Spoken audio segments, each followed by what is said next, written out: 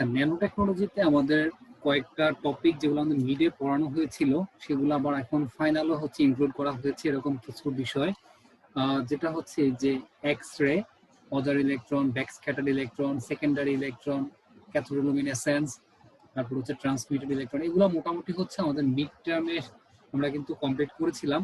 তো এরপরেও ফাইনাল টার্মে হচ্ছে এটা এসেছে আমাদের যে ইলেকট্রন বিম লিথোগ্রাফিতে।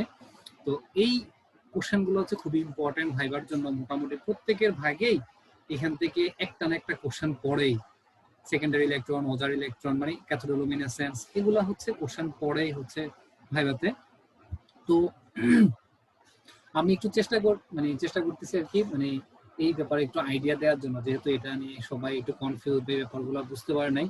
আশা করি যারা ক্লাসের ভিডিওগুলো ভালো মতো দেখেছে বা ক্লাস করেছে তাদের ক্লিয়ার হওয়ার কথা। তারপরও আমি আমার মতো করে মানে একটু চেষ্টা করি আর কি, দেখি যদি সহজ হয় বলাটা।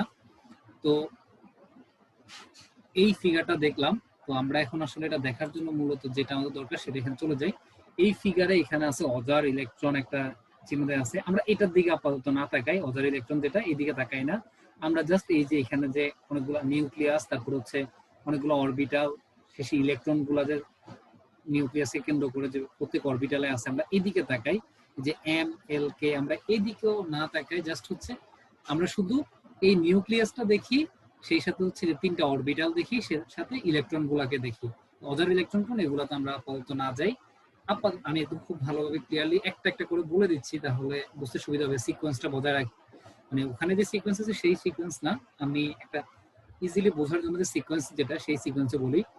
তো সর্বপ্রথম হচ্ছে আমাদের সেকেন্ডারি ইলেকট্রন যেটা, সেটা বলি। তো সেকেন্ডারি ইলেকট্রনের আগে আসে হচ্ছে আমাদের প্রাইমারি ইলেকট্রন। তো সেকেন্ডারি অথবা প্রাইমারি ইলেকট্রনটা কিরকম, আমাদের একটা যেমন আমি এই ফিগারটাতে চলে যাই। এইখানে যখন এই যে স্পেসিমেন বা এখানে আমার একটা সাবস্ট্রেট থাকে, এইখানে যখন হচ্ছে ইলেকট্রন বিম যখন ফেলা হয়, যে আমরা এখানে দেখতে পাচ্ছি তা ইলেকট্রন বিম পড়তেছে, যার মধ্যে কিছু ইলেকট্রন এই যে এদিকে ছড়িয়ে মানে ছিটকে পড়ে যাচ্ছে, আবার কিছু ইলেকট্রন হচ্ছে এর মধ্যে দিয়ে চলে যাচ্ছে, এই জিনিসটা দেখতে পাচ্ছি। তো এখন এইখানে যে একটা সাবস্ট্রেট থাকে, ইলেকট্রন বিমটা যখন দেয়া হয় তখন সেখানে তো কিছু না কিছু একটা ঘটনা ঘটে, তাই না? সেখানে একটা ঘটনা ঘটে। তো সেই ঘটনাগুলা কি সেটাই হচ্ছে আর কি এখান থেকে আমরা এখন বুঝবো। ওই ফিগারে আমরা আবার চলে যাই। তো যখন ধরে নিলাম হচ্ছে এটাই হচ্ছে আমার সেই স্পেসিমেন বা সাবস্ট্রেট বা স্যাম্পল, যেটার উপর হচ্ছে ইলেকট্রন বিমটা ফেলা হয়। ওকে, তো যখন এটার উপর যখন একটা হাই এনার্জি ইলেকট্রন বিম যখন ফেলা হয়, তখন হয় কি, এইটার এই যে আউটার শেলে যে ইলেকট্রন গুলো আছে, একটা ইলেকট্রন একটা ইলেকট্রন, এরকম কোন একটা ইলেকট্রন যদি এখান থেকে ইমিট করে মানে চলে যায়, সে হাই এনার্জি ইলেকট্রনের ধাক্কা সামলাতে না পেরে যদি সেটা চলে যায়, সেটাকে বলা হয় হচ্ছে প্রাইমারি ইলেকট্রন। এখন এই এনার্জি যেটা সে পেলো, সেই এনার্জিতে চলে গেল, কিন্তু এনার্জি এখনো আছে, মানে যে এনার্জিটা আসলো সেটা একটু বেশি এনার্জি হওয়ার কারণে শুধু একটা ইলেকট্রনই যায় নাই, একটা ইলেকট্রনের পাশাপাশি আরো একটা ইলেকট্রন চলে গেল। সেই ক্ষেত্রে প্রথম যেটা গেল সেটা তো বললাম অলরেডি, প্রাইমারি ইলেকট্রন। সেকেন্ড যেটা গেল সেটা হচ্ছে সেকেন্ডারি ইলেকট্রন। এইটা হচ্ছে আউটার শেল থেকে যাবে, মানে একদম বাইরের যে শেলটা, এই শেল থেকে যাবে, এই যে এই শেল থেকে, আউটার শেল থেকে প্রথম যে ইলেকট্রনটা চলে যাবে ইলেকট্রন বিমের ইনসিডেন্ট করার ফলে, সেটা হচ্ছে প্রাইমারি ইলেকট্রন। দেন যেটা চলে যাবে সেটা হচ্ছে সেকেন্ডারি ইলেকট্রন। ওকে, এতটুকু গেল। এরপরে আমাদের হচ্ছে ব্যাক স্ক্যাটার্ড ইলেকট্রন। ওকে, তো ব্যাক স্ক্যাটার্ড ইলেকট্রন যেটা, সেটা হচ্ছে ইলেকট্রন বিম যখন ইনসিডেন্ট করা হয় তখন সাধারণত হবে কি, আউটার শেল থেকে তো ইলেকট্রন গুলো চলে যাওয়ার কথা যেটা বাইরে আছে, তাই না? কিন্তু সেটা না হয়ে যদি মাঝখান থেকে মানে একটা ইনার শেল থেকে একটা ইলেকট্রন যদি চলে যায়, ধরলাম এই যে এইখানে এই সেকেন্ড যে অরবিটালটা আছে বা এই শেলটা আছে, এখান থেকে একটা ইলেকট্রন চলে গেল, তো ভিতর থেকে মানে সামনে থেকে না গিয়ে পিছন থেকে, মানে ভিতর থেকে যদি কোনো একটা ইলেকট্রন চলে যায়, মানে বাইরে এভাবে এই যে এখানে একটা ইলেকট্রন চলে গেল না, ঠিক এরকম যদি ভিতর থেকে একটা ইলেকট্রন বের হয়ে চলে যায়, সেইটাকে বলা হয় হচ্ছে ব্যাক স্ক্যাটার্ড ইলেকট্রন। ওকে, গেল ব্যাক স্ক্যাটার্ড ইলেকট্রন। এখন এই ভিতরের একটা ইলেকট্রন চলে যাওয়ার ফলে এই ভিতরে একটা এমটি, একটা খালি জায়গা হলো না? আমার মনে হয় একটু ড্র করলে মনে হয় ভালো হয়। তো ধরলাম এই ইলেকট্রনটাই হচ্ছে চলে গেছে। ওকে, এই ইলেকট্রনটা চলে গেছে, এখন এখানে একটা খালি জায়গা তৈরি হলো না? তো এই খালি এমটি স্পেস যেটা, এই এমটি স্পেসটাকে হচ্ছে আউটার শেল থেকে একটা ইলেকট্রন এসে সেটাকে ফিল আপ করে দিল। ওকে, আউটার শেল থেকে একটা ইলেকট্রন এসে ফিল আপ করে দিল। তো আউটার শেল থেকে ইলেকট্রনটা যখন এখানে আসে, আমরা জানি ইলেকট্রনটা হাই এনার্জি থেকে লো এনার্জিতে আসার জন্য আউটার শেল হচ্ছে হাই এনার্জি, ভিতরেটা হচ্ছে লো এনার্জি। হাই এনার্জি থেকে লো এনার্জিতে আসার সময় সে সেখান থেকে একটা লাইট ইমিট করে। তো এই যে এমটি স্পেস যেটা ব্যাক স্ক্যাটার্ড ইলেকট্রনটা চলে, মানে যে ইলেকট্রনটা ভিতর থেকে চলে গেল, ব্যাক স্ক্যাটার্ড ইলেকট্রনটা চলে গেল, সেই ঘটনাকে বলা হয় ব্যাক স্ক্যাটার্ড ইমিশন। আর ব্যাক স্ক্যাটার যে ইলেকট্রনটা গেল তাকে বলা হয় ব্যাক স্ক্যাটার্ড ইলেকট্রন। তো ব্যাক স্ক্যাটার্ড ইলেকট্রন চলে যাওয়ার ফলে সেখানে একটা এমটি স্পেস তৈরি হলো। ওই এমটি স্পেসে বাইরে থেকে আউটার শেল থেকে যে ইলেকট্রনটা আসে, আসার সময় সে একটা লাইট বা একটা রে হচ্ছে, সে একটা রশ্মি, যেটা কি রশ্মি, সেটা হচ্ছে সে ইমিট করে। সেই রেটাকে বলা হয় হচ্ছে এক্স রে। অর্থাৎ এখান থেকে আসার সময় যে একটা রে ইমিট করে সেটাকে বলা হয় হচ্ছে এক্স রে ইমিশন। ওকে, এখন এই ইলেকট্রনটা এখানে আসার সময় সে রে ইমিট করলো না, সে কি করলো, এই এনার্জিটা এই পাশের একটা এনার্জিকে দিয়ে, এই ইলেকট্রনকে দিয়ে দিল। মানে সে এনার্জিটা খরচ করলো না, মানে যে রে দেখানো মানেই তো ইলেকট্রনটা খরচ করে ফেল, মানে এনার্জিটা খরচ করে ফেল। কিন্তু সে এনার্জিটা খরচ না করে সে তার পাশের একটা ইলেকট্রনকে দিয়ে দিল, ওই একই শেলের, আউটার শেলের।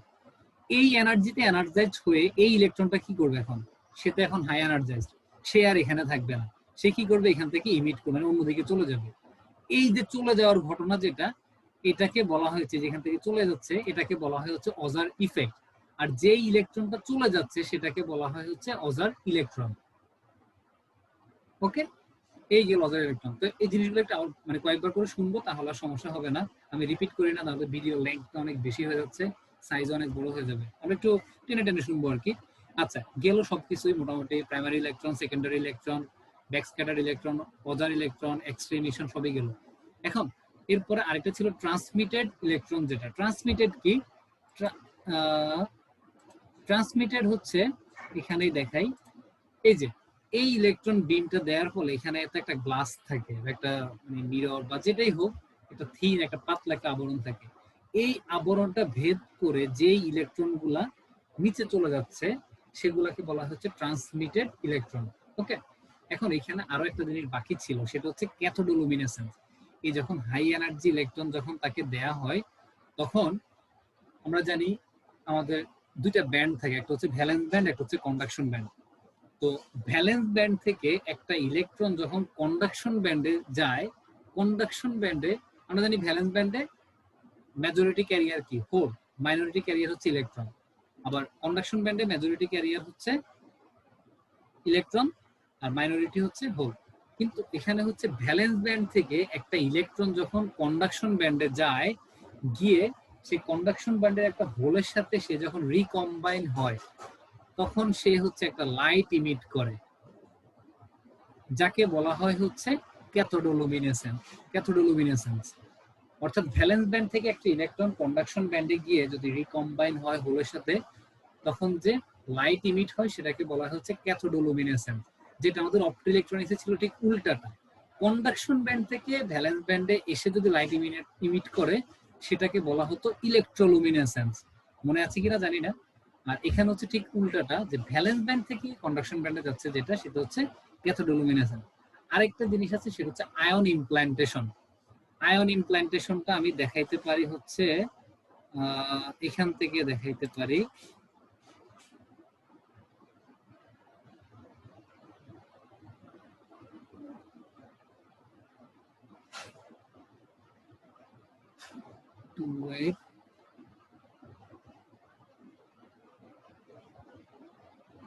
আচ্ছা, পাচ্ছি না।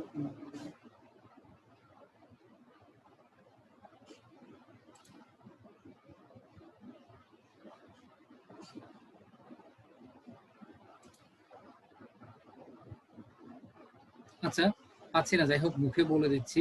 সেটা হচ্ছে, এই যখন হাই এনার্জি ইলেকট্রন গুলাকে মানে এখানে দেয়া হয়, হাই এনার্জি ইলেকট্রন গুলাকে এখানে যখন ছাড়া হয়, তখন হয় কি, এইখানে এতক্ষণ আমরা দেখলাম হচ্ছে অনেকগুলা ইয়ে ছিল, মানে কখনো ব্যাকস্ক্যাটার্ড ইমিশন হতো, কখনো হচ্ছে সেকেন্ডারি ইমিশন হতো। কিন্তু এই ধরনের কোনো ইমিশন না হয়ে যখন হচ্ছে ওই যে আয়ন যেটা দিচ্ছি সেটা যখন বসে যায়, মানে সে কোনো কিছু করলো না, সে কোনো ধরনের কোনো ইলেকট্রনের ইমিশন না ঘটিয়ে সে যখন বসে যায়, সেটাকে বলা হয় হচ্ছে আয়ন ইমপ্ল্যান্টেশন। তো আয়ন ইমপ্ল্যান্টেশন শুধু এতটুকু বললেই হবে না, এখানে আরেকটা জিনিস বলতে হবে। আমি এখান থেকে একদম ফিগার সহ দেখাচ্ছি, তাহলে বুঝতে সুবিধা হবে। এই যে আমার এখন এখানে হচ্ছে আয়ন ইমপ্ল্যান্টেশন হবে, অর্থাৎ এই যে এখানে আমি একটা গ্যাপ করে রাখলাম, উইন্ডো করে রাখলাম, এই উইন্ডোতে হচ্ছে আমি এখন আয়ন দিব। ওকে, তো এই যে আয়ন পড়তেছে, এইখানে যে আমি যে একটা ইলেকট্রন যে দিচ্ছি, এই ইলেকট্রন গুলা কি করতো? এই ইলেকট্রন গুলা হচ্ছে করার কথা ছিল কি, খুব জোরে ধাক্কা দিয়ে সেখানে ব্যাকস্ক্যাটার ইমিশন ঘটাতো বা অজার ইফেক্ট ঘটাতো বা সেকেন্ডারি ইমিশন ঘটাতো, কিন্তু সে কিছু না করে উল্টা সে এখানে বসে গেছে, অথবা ট্রান্সমিটেড ইলেকট্রন ছিল মাঝখান দিয়ে চলে যেত, কিন্তু সেটাও না হয়ে আয়ন ইমপ্ল্যান্টেশন সে কি করছে, ওই ইলেকট্রনটা কোনো কিছু না করে সে এই সাবস্ট্রেটের মধ্যে সে বসে গেছে, এটাকে বলা হচ্ছে আয়ন ইমপ্ল্যান্টেশন। কিন্তু একটা জিনিস আমরা দেখি, এইখানে যে ম্যাটেরিয়ালটা আছে সেটা কিন্তু পুরোপুরি বসে নাই, মানে কোন রকম গোল হয়ে, মানে একদম খুব ভালোভাবে যে বসা, সেটা বসে নাই। এই জন্য আয়ন ইমপ্ল্যান্টেশন আমরা যখন অ্যান্সার করব তখন আরেকটা জিনিস বলতে হবে, কিন্তু আয়ন ইমপ্ল্যান্টেশন এতেই কমপ্লিট হচ্ছে না, এর জন্য আরো একটা কাজ করতে হয়, সেটা হচ্ছে থার্মাল অ্যানিলিং। তো থার্মাল অ্যানিলিং মানে হচ্ছে হিট দেয়া, এটাকে যখন হিট দেয়া হয় তখন হচ্ছে এটা ছড়িয়ে পড়ে। আমরা এখানে দেখবে যে এখন থার্মাল অ্যানিলিং হবে, এই হিট দেয়া হবে, হিট দেওয়ার ফলে এই জিনিসটা খুব ভালোভাবে ছড়িয়ে, এই যে আয়ন ইমপ্ল্যান্টেশন এখন কমপ্লিট। তো স্যার যখন আয়ন ইমপ্ল্যান্টেশন বলবে তখন হচ্ছে আমরা বলবো যখন এই হাই এনার্জি ইলেকট্রনটা যখন কোনো একটা সাবস্ট্রেটের উপর যখন দেয়া হয়, সে কোনো ধরনের ইলেকট্রনের মানে ইমিশন না ঘটিয়ে উল্টো সে যদি নিজেই যদি ওই সাবস্ট্রেটের উপর যদি বসে যায় বা সাবস্ট্রেটের মধ্যে যদি বসে যায়, সেটাকে বলা হয় আয়ন ইমপ্ল্যান্টেশন। কিন্তু তখনও আয়ন ইমপ্ল্যান্টেশনটা সম্পূর্ণ হয় না, কারণ সে আয়নগুলা খুব ভালোভাবে সেখানে বসতে পারে না, তাদেরকে খুব ভালোভাবে বসানোর জন্য হচ্ছে আমাদের থার্মাল অ্যানিলিং করতে হয়, অর্থাৎ তাদেরকে হিট দিতে হয়। এই হিটের ফলে হচ্ছে আয়ন ইমপ্ল্যান্টেশনটা কমপ্লিট হয়। আশা করি ব্যাপারগুলো মোটামুটি ক্লিয়ার, অনেক বেশি বর্ণনা করে ফেলছি, এতটা না করলেও হয়তো। আচ্ছা যাক, ধন্যবাদ। আশা করি এখান থেকে মোটামুটি কাজে আসবে সবার। থ্যাংক ইউ সবাইকে।